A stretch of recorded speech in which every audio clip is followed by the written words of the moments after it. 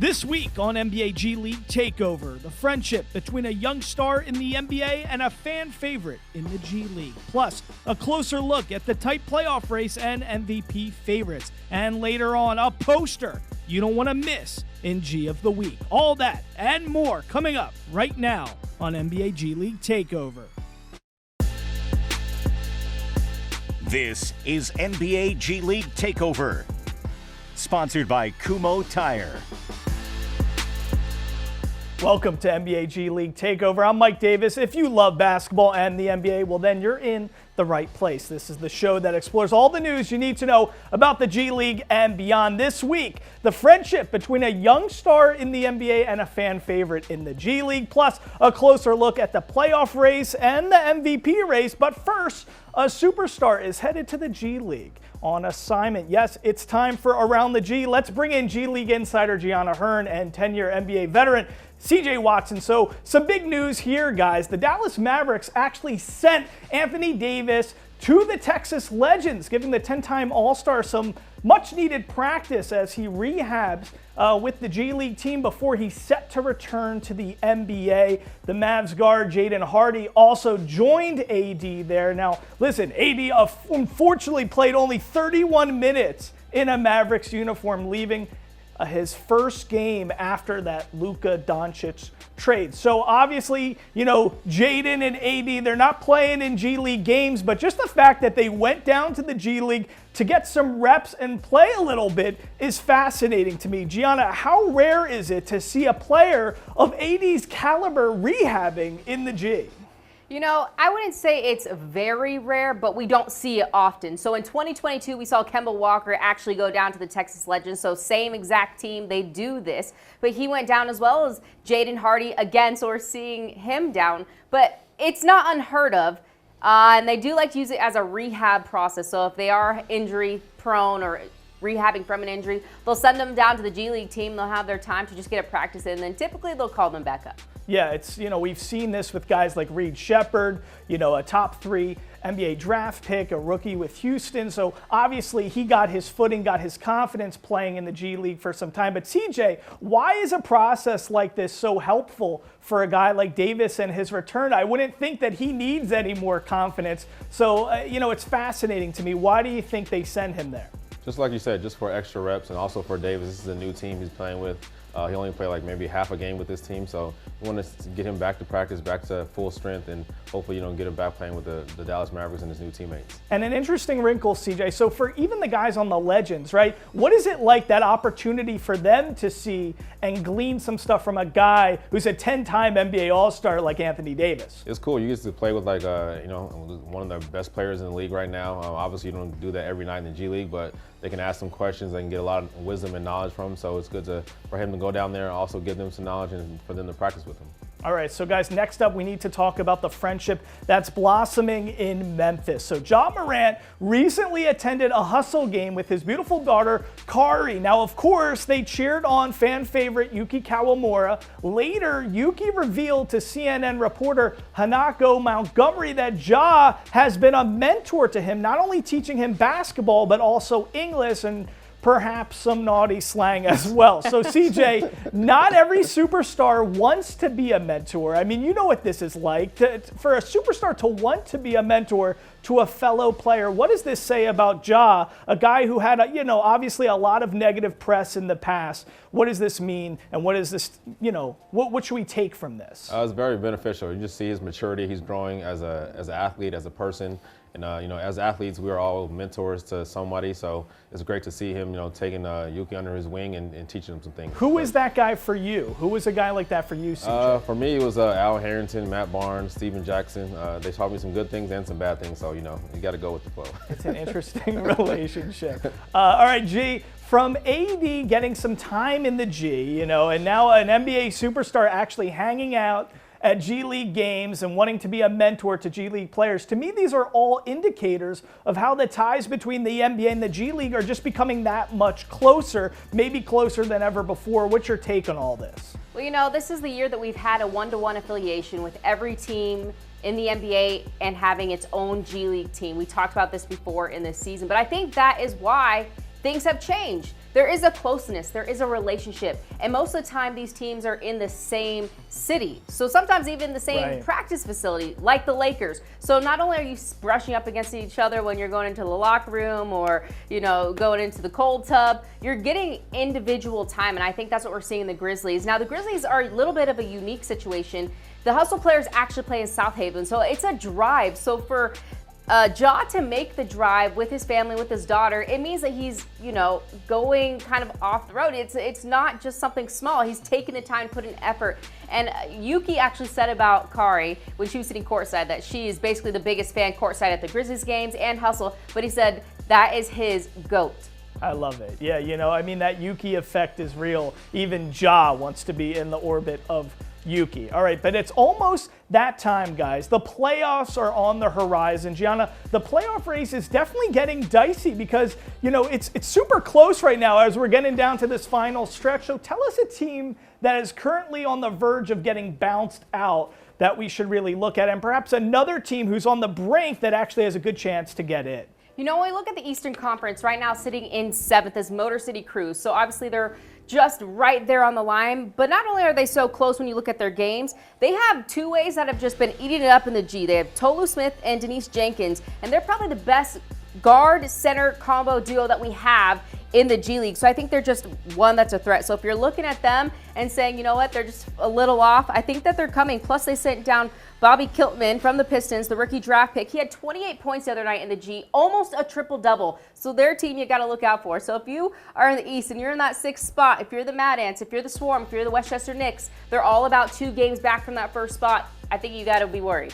Okay, it's interesting because I love seeing the synergy between the association and the G, and we see how obviously the Pistons are making a nice run as well, so we'll take a look with the Motor City Cruise as well. Okay, last thing here though in around the G. So the MVP conversation has been pretty consistent all season long. On this show, we've been talking about JD Davis and with the Maine Celtics, and how he's been hot all season long, averaging 26.5 points per game. If JD doesn't get the MVP, it's going to be because of this guy right here. We're going to show you Rip City Remix's Bryce McGowan's, who's averaging 27.5 points per game. So Gianna, let me start with you.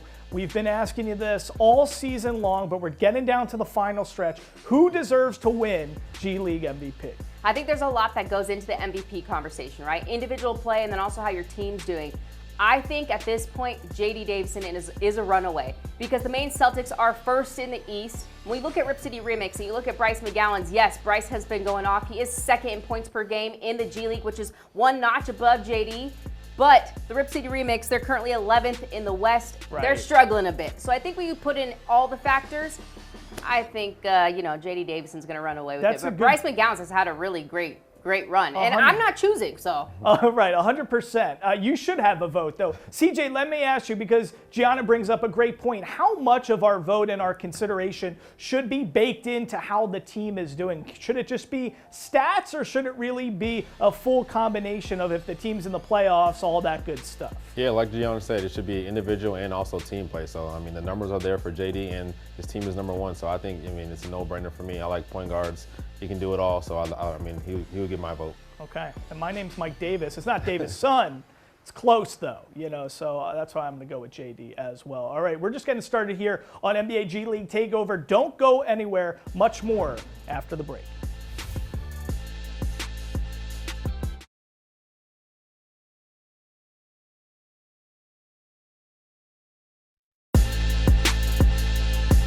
This is NBA G League Takeover, sponsored by Kumo Tire.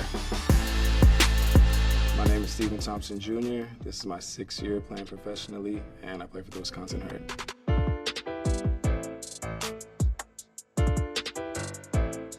The earliest I can remember playing organized basketball probably was in an actual game at the YMCA, probably 4 or 5 years old. My dad played basketball, so it's always been a part of me growing up. He's a coach now, so throughout the day, all the time, it's been a part of my life for almost my whole life.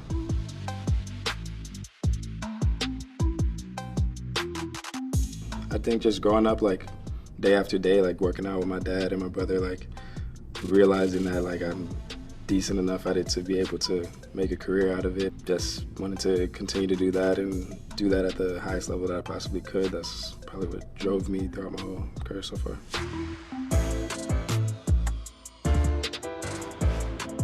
The best piece of advice my dad gave me would probably be like to be myself. Sometimes you get in a lot of situations where you want to make the most out of that situation, and sometimes you might think that like, oh, you have to like change and like be kind of different, and in order to achieve that, I think the best way to do it is really to be yourself, and that's when you're gonna have the most fun and really enjoy the process.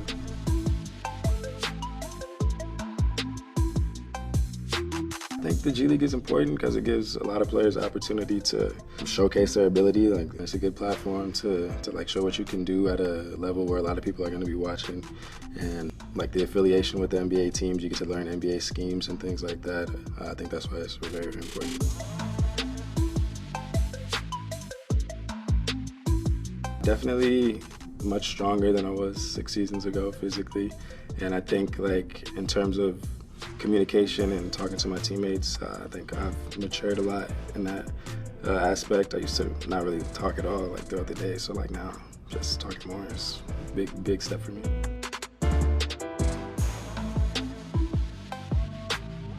I'd say like for me personally, like the way I've learned to be more talkative and be more communicative with my teammates and coaches is like trying to have like little conversations like one-on-one with some of my teammates on things that we both have in common here and there, and then over time like those conversations turn into not just you two but 3 or 4 people, and then next thing you know you have different things to talk about with different people and you feel more comfortable talking. So that's probably advice I'd give.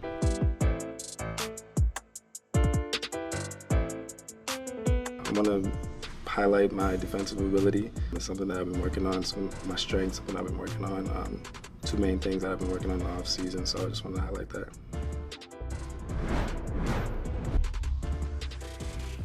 All right, good stuff there from Stephen Thompson. So, Gianna, Stephen made some history with the Wisconsin Herd this past week as he became the franchise's all-time leader in three-pointers. Hard to do, really, in only 2 seasons with an organization. So how impressed have you been with this guy? And, I mean, he's got that three-point shot set.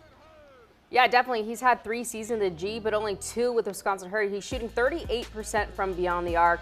And I think, you know, every time he gets the ball from the perimeter, everyone knows he's a threat at this point. So to cement yourself this early on in the G League as to what type of shooter you are, I think he's been given the respect. You see guys trying to put a hand in right there on that highlight, but he's been phenomenal, and I'm excited to see him because, as you can tell in that interview I did with him, he's kind of quiet in demeanor, but his game speaks much more loudly. Yeah, he's definitely calm, cool, and collected right there. Real quickly, though, you were telling me a little bit off camera. I mean, he's got really the perfect pedigree as well with a brother and father who are around basketball as well. Tell us about that. Yeah, his dad actually coaches at Oregon State right now, and he and his brother Ethan Thompson also played at Oregon State. So his dad played in the NBA. He talked about that in the interview, but he's just been bred to play basketball, but he also just loves it. We see that with a lot of famous fathers and children. Do they actually love it? Do they want to play it? And I think these 2 brothers, Ethan and Stephen Thompson, they both really love to play this game. We've seen that. And also, I just want to add that Stephen has had a number of 25-plus point games. He recently just had a 40-point game. He had a 35-point game. Wow. So again, he's been really showing out, not just shooting from beyond the arc, but having an all-around good game. Yeah, and as he said in that interview with you, he said he wants to really focus on his defensive acumen as well. So if he can become a 3-and-D guy, maybe he can make the association. Guys, after a short break, it's time for Now in the NBA. CJ Watson is going to join me to break down Bronny hitting boom right there, that jumper in the Joker's face. That and so much more coming up after these words.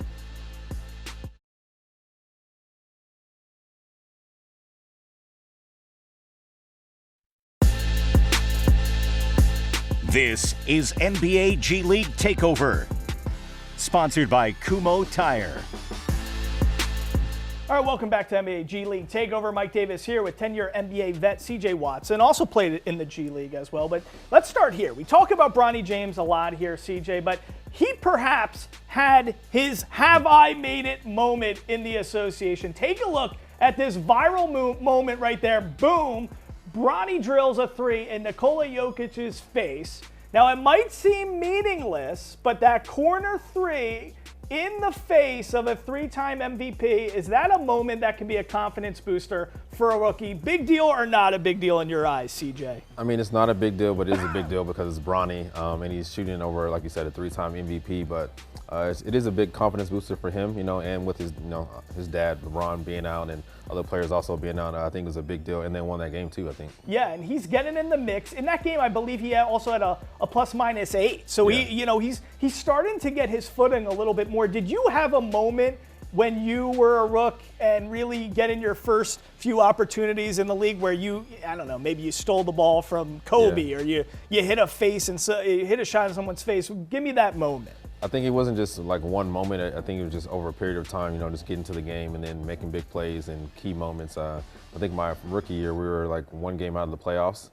So, every game counted. So we wanted to win every game. But I think just going in there against steals, making a big three or making some key free throws to help us win. But doing that to Earl Boykins or Kobe Bryant, would be different. It means stuff, because you can brag about it to your friends, to your parents. You can call your mom and say, hey, I guarded Kobe today and I blocked Kobe or stuff like that. But it's a big deal. Okay, all right. So follow up with me here on the Jokic stuff, because earlier in the show we discussed the MVP race in the G with Bryce McGowens and J.D. Davison. I'm curious to hear your thoughts on the MVP race in the NBA, because Jokic and OKC's SGA are basically the two guys in the running. Now, obviously, Jokic is already a 3-time MVP, but this season might be his best yet, CJ. He's averaging a triple-double and is in the top 3 in the league of scoring, rebounds, assists, and steals, which is just insanity. So who would you vote for? Because the SGA thing kind of has the J.D. Davison thing where they're the #1 team in the league. So what do you think? This is tough. I think my vote would be have a co-MVP. I don't know if we ever had a co-MVP in the league. Really? I think they're both playing great. Like you said, Jokic is putting up crazy numbers, his best year so far. 30, 20, and 20. I think that he's the first player to do that. Like, that's crazy numbers right there. You can't even do that in the video game. Right. And then SGA, to me, he's unguardable. He plays at his own pace. He gets his teammates involved, and he's leading that young OKC team. So, I mean, to give it to either one would be, not bad, but I think it could be a co-MVP. I think so, The way SGA can start and stop and get to the line is just crazy. But all right, so now to a former NBA G League Ignite guy in Jonathan Kuminga. Now the Warriors missed 31 straight games due to a right ankle injury, but in his first game back, the 22-year-old scored 18 points in 20 minutes off the bench. We all know this team got a major facelift after the Jimmy Butler trade, but before we get to Jimmy Buckets, what does Kuminga's return mean for the Warriors as they approach the playoffs and really contend for a championship? He just brings them another guy who's versatile, who can, obviously athletic. I think the biggest thing for him, they just want him to make good decisions with the ball, not turn the ball over, and be able to knock the 3-ball down. I think that's the biggest thing for him. Kuminga's only 22. He's one of these guys, I feel like he's 35, right. But the dude's only 22. So it's great to have him back in the fold. But let's really break this down since we have your basketball IQ here. Jimmy Butler, the dude's like 35 years old, a 6-time All-Star, but the Warriors have completely taken on a new identity. They're transformed since this Jimmy Buckets trade. Golden State has a record of 14-3 since making that move. So CJ, explain to us from a basketball standpoint, I know the type of dude he is from an intangible standpoint and the intensity and the defense, but from a basketball standpoint, I mean, now it's almost like Steph Curry has another chance to really compete for a chip just because they got Jimmy Butler. Yeah, he's another superstar. He knows how to play the game. He gives you those extra possessions, those hustle possessions, the intangibles, just like you said, and he can take some pressure off Steph. And pairing him with his toughness with Draymond, who obviously is tough also, but also speaks out, and pairing those two guys together is it's great for the Warriors. And the way he works in that Steve Kerr offense, how does that play out? Yeah, he doesn't need the ball. He can score without the ball. He moves without the ball, and he can pass the ball also. So another, like I said, great 3-point shooter, but he can make timely threes.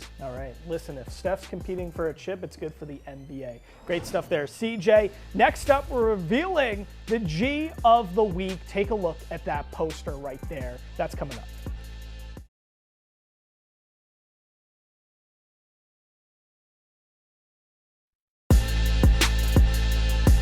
This is NBA G League Takeover, sponsored by Kumho Tire. Welcome back to NBA G League Takeover. There's a lot of good news coming out of Mexico City, the G League Player of the Week, is going to David Jones Garcia with the Capitanes. This past Friday, Jones Garcia erupted for a career-high 51 points in a win versus the San Diego Clippers, but he couldn't miss the whole game, shooting 60% from the floor and grabbing 8 boards to go along with that 51-point performance. But he didn't stop there. 2 nights later, facing the Clippers yet again, Jones Garcia dropped 35 points, so a well-deserved Player of the Week honor for him. But G, we're going to be staying with the Capitanes for G of the Week. Tell us who you got. It's spicy Mexico City. They do some spicy things, but Greg Brown III is one of the spiciest. He dropped a crazy banger. Let's take a look at this one. See the replay. Okay, so off the rebound, swoops in, whoop. This is ridiculous. I love Greg Brown. He's ridiculously athletic, one of the most athletic on the team, if not in the entire G League. But there's something we say about Dink Pate on this Mexico City team. When he wears a headband, it's a different dude. Well, Greg Brown III, he shaved off his dreads, and I think no dread Greg Brown might be someone different we gotta look out for. Listen, when I was playing JCC basketball, I'd be looking at the ref. That's over the back. I mean, right, CJ? I mean, No, that's not over the back. that's. I mean, I would listen. I can out. box out, but I mean, I guess if a guy's jumping over you, maybe it's not. I mean, look at that vertical. See, that would be the kind of stuff that would be on a poster. Is that the dunk of the year so far, guys, in the G League? For sure. Has to be, because it's the disrespect, the throwdown, the athleticism. I love all of it. Wait, remind me, G, he wasn't in the dunk contest, right? No, Greg Brown wasn't. There What's were the several deal? guys in the G League dunk contest. I mean, the G League just has a lot of athletic guys. What can we say? What happens to number 9? I don't know who that is, Gets but cut. the guy with the big fro right there, like the ginger fro. He hopes we don't replay this on the show many times. Right. Does he even get a meal after the game, CJ? How does that work? No, he gets showered straight to the bus. Okay, That's straight it. to the bus, Listen, that never happened to me, and I'm happy we don't have footage. Guys, I'm Mike Davis for Gianna Hearn, CJ Watson. We'll see you next time here on NBA G League Takeover. Have a great week.